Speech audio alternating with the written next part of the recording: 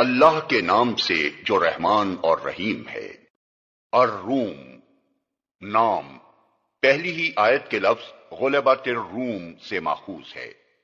زمانہ نزول آغاز ہی میں جس تاریخی واقعے کا ذکر کیا گیا ہے اس سے زمانہ نزول قطعی طور پر متعین ہو جاتا ہے۔ اس میں ارشاد ہوا ہے کہ قریب کی سرزمین میں رومی مغلوب ہو گئے ہیں۔ اس زمانے میں عرب سے متصل رومی مقبوضات اردن، شام اور فلسطین تھے، اور ان علاقوں میں رومیوں پر ایرانیوں کا غلبہ 615 عیسوی میں مکمل ہوا تھا۔ اس لیے پوری صحت کے ساتھ یہ کہا جا سکتا ہے کہ یہ سورت اسی سال نازل ہوئی تھی، اور یہ وہی سال تھا جس میں ہجرت حبشہ واقع ہوئی۔ تاریخی پس منظر جو پیشن گوئی اس سورہ کی ابتدائی آیات میں کی گئی ہے وہ قرآن مجید کے کلام الہی ہونے اور محمد صلی اللہ علیہ وسلم کے رسول برحق ہونے کی نمایاں ترین شہادتوں میں سے ایک ہے۔ اسے سمجھنے کے لیے ضروری ہے کہ ان تاریخی واقعات پر ایک تفصیلی نگاہ ڈالی جائے جو ان آیات سے تعلق رکھتے ہیں۔ نبی صلی اللہ علیہ وسلم کی نبوت سے 8 سال پہلے کا واقعہ ہے کہ قیصر روم مورس کے خلاف بغاوت ہوئی اور ایک شخص فوکاس تخت سلطنت پر قابض ہو گیا۔ اس شخص نے پہلے تو قیصر کی آنکھوں کے سامنے اس کے 5 بیٹوں کو قتل کرایا، پھر خود قیصر کو قتل کرا کے باپ بیٹوں کے سر قسطنطنیہ میں برسر عام لٹکوا دیے، اور اس کے چند روز بعد اس کی بیوی اور 3 لڑکیوں کو بھی مروا ڈالا۔ اس واقعے سے ایران کے بادشاہ خسرو پرویز کو روم پر حملہ آور ہونے کے لیے بہترین اخلاقی بہانہ مل گیا۔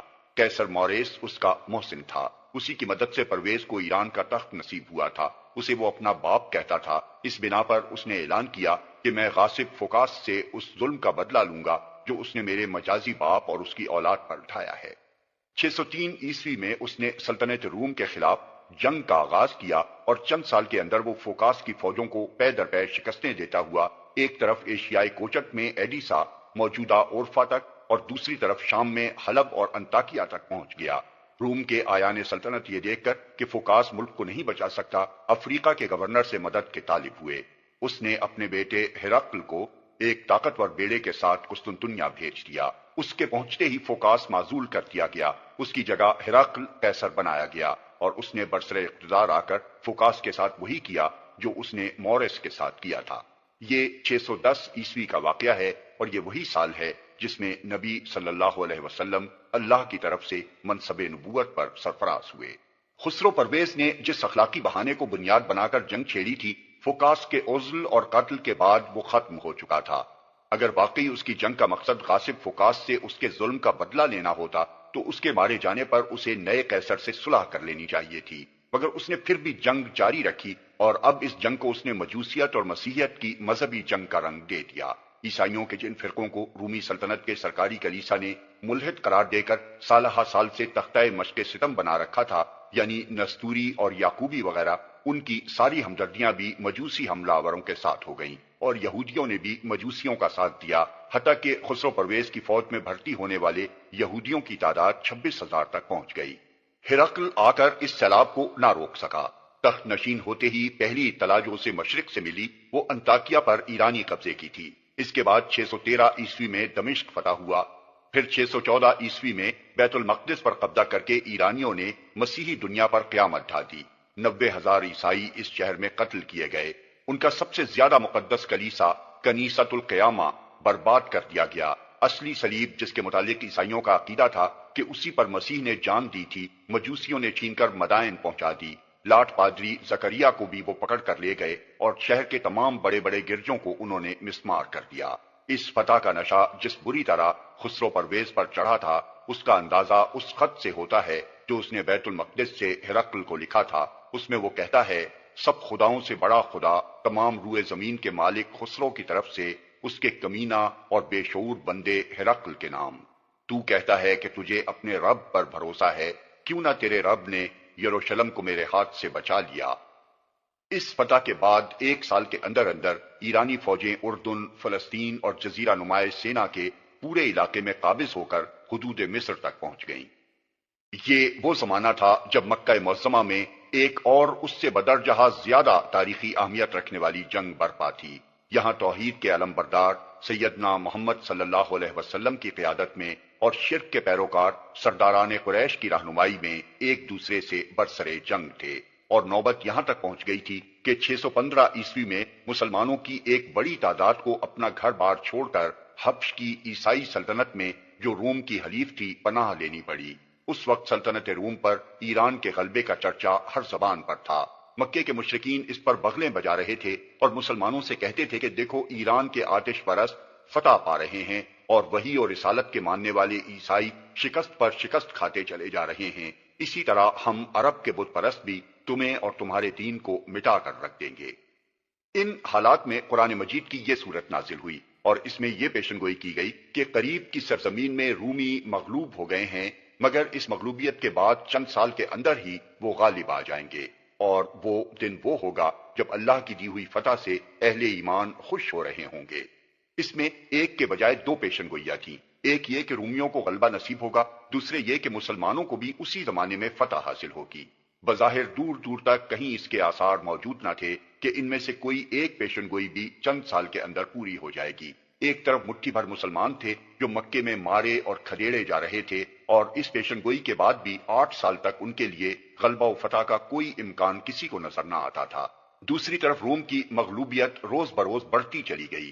619 عیسوی تک پورا مصر ایران کے قبضے میں چلا گیا اور مجوسی فوجوں نے طرابلس کے قریب پہنچ کر اپنے جھنڈے گاڑ دیے۔ ایشیائی کوچک میں ایرانی فوجیں رومیوں کو مارتی دباتی باسفورس کے کنارے تک پہنچ گئیں اور 617 عیسوی میں انہوں نے عین قسطنطنیہ کے سامنے خلقدون موجودہ قاضی کوئی پر قبضہ کر لیا۔ قیصر نے خسرو کے پاس ایلچی بھیج کر نہایت عاجزی کے ساتھ درخواست کی کہ میں ہر قیمت پر صلح کرنے کے لیے تیار ہوں، مگر اس نے جواب دیا کہ اب میں قیصر کو اس وقت تک امان نہ دوں گا جب تک وہ پابہ زنجیر میرے سامنے حاضر نہ ہو اور اپنے خدائے مصلوب کو چھوڑ کر خداوند آتش کی بندگی نہ اختیار کر لے۔ آخر کار قیصر اس حد تک شکست خوردہ ہو گیا کہ اس نے قسطنطنیہ چھوڑ کر کارتاجنا موجودہ ٹیونس منتقل ہو جانے کا ارادہ کر لیا۔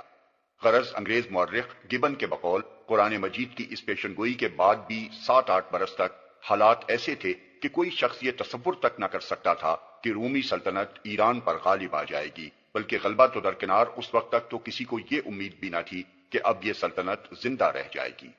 قرآن کی یہ آیات جب نازل ہوئی تو کفار مکہ نے ان کا خوب مذاق اڑایا اور ابی بن خلف نے حضرت ابو بکر صدیق رضی اللہ سے شرط بدی کہ اگر 3 سال کے اندر رومی غالب آ گئے تو 10 اونٹ میں دوں گا ورنہ 10 اونٹ تم کو دینے ہوں گے۔ نبی صلی اللہ علیہ وسلم کو اس شرط کا علم ہوا تو آپ نے فرمایا قرآن میں فی بضع سنین کے الفاظ آئے ہیں اور عربی زبان میں بضع کا اطلاق 10 سے کم پر ہوتا ہے، اس لیے 10 سال کے اندر کی شرط کرو اور اونٹوں کی تعداد بڑھا کر 100 کر دو۔ چنانچہ حضرت ابو بکر نے ابئی سے پھر بات کی اور نئے سرے سے یہ شرط طے ہوئی کہ 10 سال کے اندر فریقین میں سے جس کی بات غلط ثابت ہوگی وہ 100 اونٹ دے گا۔ 622 عیسوی میں ادھر نبی صلی اللہ علیہ وسلم ہجرت کر کے مدینہ طیبہ تشریف لے گئے اور ادھر قیصر ہرقل خاموشی کے ساتھ قسطنطنیہ سے بحر اسود کے راستے طرابزون کی طرف روانہ ہوا، جہاں اس نے ایران پر پشت کی طرف سے حملہ کرنے کی تیاری کی۔ اس جوابی حملے کی تیاری کے لیے قیصر نے کلیسا سے روپیہ مانگا اور مسیحی کلیسا کے اسقف اعظم سرجیس نے مسیحیت کو مجوسیت سے بچانے کے لیے گرجاؤں کے نذرانوں کی جمع شدہ دولت سود پر قرض دی۔ ہرقل نے اپنا حملہ 623 عیسوی میں آرمینیا سے شروع کیا اور دوسرے سال 624 عیسوی میں اس نے آذربائیجان میں گھس کر زرتشت کے مقام پیدائش ارمیا کو تباہ کر دیا اور ایرانیوں کے سب سے بڑے آتش کدے کی اینٹ سے اینٹ بجا دی۔ خدا کی قدرت کا کرشمہ دیکھیے کہ یہی وہ سال تھا جس میں مسلمانوں کو بدر کے مقام پر پہلی مرتبہ مشرکین کے مقابلے میں فیصلہ کن فتح نصیب ہوئی۔ اس طرح وہ دونوں پیشن گوئیاں جو سورہ روم میں کی گئی تھیں 10 سال کی مدت ختم ہونے سے پہلے بیک وقت پوری ہو گئیں۔ پھر روم کی فوجیں ایرانیوں کو مسلسل دباتی چلی گئیں۔ نینوا کی فیصلہ کن لڑائی 627 عیسوی میں انہوں نے سلطنت ایران کی کمر توڑ دی۔ اس کے بعد شاہان ایران کی قیامگاہ دستگرد یعنی دسکرت الملک کو تباہ کر دیا گیا اور آگے بڑھ کر ہرقل کے لشکر عین ٹیسفون کے سامنے پہنچ گئے جو اس وقت ایران کا دارالسلطنت تھا۔ 628 عیسوی میں خسرو پرویز کے خلاف گھر میں بغاوت رونما ہوئی، وہ قید کیا گیا، اس کی آنکھوں کے سامنے اس کے 18 بیٹے قتل کر دیے گئے اور چند روز بعد وہ خود قید کی سختیوں سے ہلاک ہو گیا۔ یہی سال تھا جس میں صلح حدیبیہ واقع ہوئی، جسے قرآن فتح عظیم کے نام سے تعبیر کرتا ہے، اور یہی سال تھا جس میں خسرو کے بیٹے قباد ثانی نے تمام رومی مقبوضات سے دستبردار ہو کر اور اصلی صلیب واپس کر کے روم سے صلح کر لی۔ 629 عیسوی میں قیصر مقدس صلیب کو اس کی جگہ رکھنے کے لیے خود بیت المقدس گیا، اور اسی سال نبی صلی اللہ علیہ وسلم عمرۃ القضاء ادا کرنے کے لیے ہجرت کے بعد پہلی مرتبہ مکہ معظمہ میں داخل ہوئے۔ اس کے بعد کسی کے لیے بھی اس امر میں شبے کی گنجائش باقی نہ رہی کہ قرآن کی پیشن گوئی بالکل سچی تھی۔ عرب کے بکثرت مشرکین اس پر ایمان لے آئے۔ ابی بن خلف کے وارثوں کو ہار مان کر شرط کے اونٹ ابو بکر صدیق کے حوالے کرنے پڑے۔ وہ انہیں لے کر نبی صلی اللہ علیہ وسلم کی خدمت میں حاضر ہوئے۔ آپ نے حکم دیا کہ انہیں صدقہ کر دیا جائے، کیونکہ شرط اس وقت ہوئی تھی جب شریعت میں جوئے کی حرمت کا حکم نہیں آیا تھا، مگر اب حرمت کا حکم آ چکا تھا، اس لیے حربی کافروں سے شرط کا مال تو لے لینے کی اجازت دے دی گئی، مگر ہدایت کی گئی کہ اسے خود استعمال کرنے کے بجائے صدقہ کر دیا جائے۔ موضوع اور مضمون۔ اس سورہ میں کلام کا آغاز اس بات سے کیا گیا ہے کہ آج رومی مغلوب ہو گئے ہیں اور ساری دنیا یہ سمجھ رہی ہے کہ اس سلطنت کا خاتمہ قریب ہے، مگر چند سال نہ گزرنے پائیں گے کہ پانسا پلٹ جائے گا اور جو مغلوب ہے وہ غالب ہو جائے گا۔ اس تمہید سے یہ مضمون نکل آیا کہ انسان اپنی سطح بینی کی وجہ سے وہی کچھ دیکھتا ہے جو بظاہر اس کی آنکھوں کے سامنے ہوتا ہے، مگر اس ظاہر کے پردے کے پیچھے جو کچھ ہے اس کی اسے خبر نہیں ہوتی۔ یہ ظاہر بینی جب دنیا کے ذرا ذرا سے معاملات میں غلط فہمیوں اور غلط اندازوں کی موجب ہوتی ہے، اور جبکہ محض اتنی سی بات نہ جاننے کی وجہ سے کہ کل کیا ہونے والا ہے آدمی غلط تخمینے لگا بیٹھتا ہے، تو پھر بحیثیت مجموعی پوری زندگی کے معاملے میں ظاہر حیات دنیا پر اعتماد کر بیٹھنا اور اسی کی بنیاد پر اپنے پورے سرمایہ حیات کو داؤ پر لگا دینا کتنی بڑی غلطی ہے۔ اس طرح روم و ایران کے معاملے سے تقریر کا رخ آخرت کے مضمون کی طرف پھر جاتا ہے، اور مسلسل 3 رکوعوں تک طریقے سے یہ سمجھانے کی کوشش کی جاتی ہے کہ آخرت ممکن بھی ہے، معقول بھی ہے، اس کی ضرورت بھی ہے، اور انسانی زندگی کے نظام کو درست رکھنے کے لیے بھی یہ ضروری ہے کہ آدمی آخرت کا یقین رکھ کر اپنی موجودہ زندگی کا پروگرام اختیار کرے، ورنہ وہی غلطی واقع ہوگی جو ظاہر پر اعتماد کر لینے سے واقع ہوا کرتی ہے۔ اس سلسلے میں آخرت پر استدلال کرتے ہوئے کائنات کے جن آثار کو شہادت میں پیش کیا گیا ہے وہ بیان ہی وہی آثار ہیں جو توحید پر بھی دلالت کرتے ہیں۔ اس لیے چوتھے رکوع کے آغاز سے تقریر کا رخ توحید کے اثبات اور شرک کے ابطال کی طرف پھر جاتا ہے، اور بتایا جاتا ہے کہ انسان کے لیے فطری دین اس کے سوا کچھ نہیں ہے کہ وہ بالکل یکسو ہو کر خدائے واحد کی بندگی کرے۔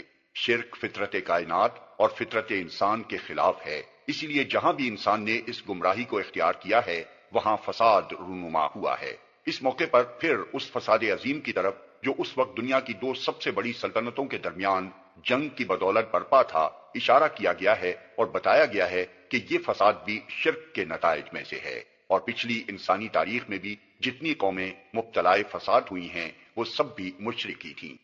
خاتمہ کلام پر تمثیل کے پیرائے میں لوگوں کو سمجھایا گیا ہے کہ جس طرح مردہ پڑی ہوئی زمین خدا کی بھیجی ہوئی بارش سے یکا یک جی اٹھتی ہے اور زندگی و بہار کے خزانے اگلنے شروع کر دیتی ہے، اسی طرح خدا کی بھیجی ہوئی وحی و نبوت بھی مردہ پڑی ہوئی انسانیت کے حق میں ایک باران رحمت ہے، جس کا نزول اس کے لیے زندگی اور نشو و نما اور خیر و فلاح کا موجب ہوتا ہے۔ اس موقع سے فائدہ اٹھاؤ گے تو یہی عرب کی سونی زمین رحمت الہی سے لہلہا اٹھے گی اور ساری بھلائی تمہارے اپنے لیے ہی ہوگی۔ اس سے فائدہ نہ اٹھاؤ گے تو اپنا ہی نقصان کرو گے، پھر پچھتانے کا کچھ حاصل نہ ہوگا اور تلافی کا کوئی موقع تمہیں میسر نہ آئے گا۔